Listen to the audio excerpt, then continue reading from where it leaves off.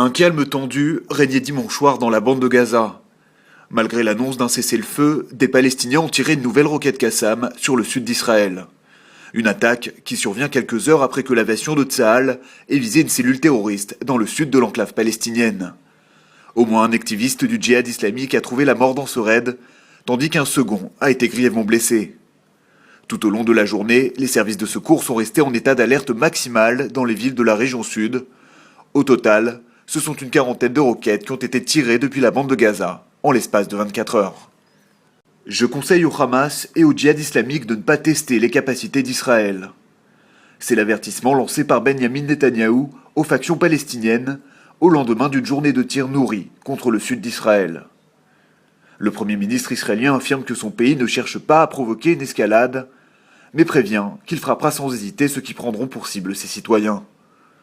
De son côté, le président Shimon Peres a déclaré que le gouvernement israélien fera tout son possible pour mettre un terme à cette situation intolérable au sud du pays. Il a souligné que les tirs de roquettes constituaient un acte de guerre. Malgré la dégradation sécuritaire dans le sud du pays, plusieurs dizaines de milliers d'Israéliens sont redescendus dans la rue pour réclamer la justice sociale.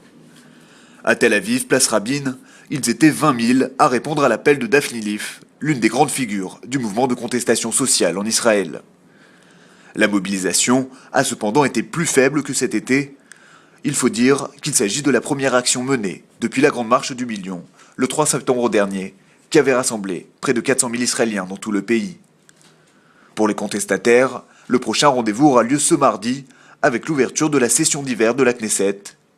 Ils espèrent toujours le vote d'un nouveau budget. Le président syrien Bachar el-Assad prévient les Occidentaux qu'il provoquerait un séisme au Proche-Orient en cas d'intervention contre son pays. Dans un entretien au journal britannique Sunday Telegraph, la première interview accordée à un média occidental depuis le début de la révolte, le chef de l'État syrien affirme que les pays occidentaux vont faire monter la pression et rappelle que la Syrie est un élément central dans la région.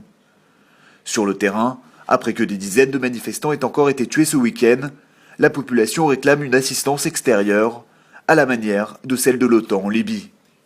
Jusqu'ici, la répression menée par le régime a fait plus de 3000 morts, d'après plusieurs ONG des droits de l'homme. L'activité commerciale s'est élargie au troisième trimestre 2011. Elle s'accompagne d'une croissance en légère hausse, à en croire une nouvelle étude diffusée par la Banque d'Israël. Néanmoins, un ralentissement est attendu d'ici la fin de l'année, et ce en raison des prévisions d'inflation pour l'année 2012. De nouvelles hausses des prix sont donc attendues en Israël, ce qui ne devrait pas apaiser le mécontentement des consommateurs.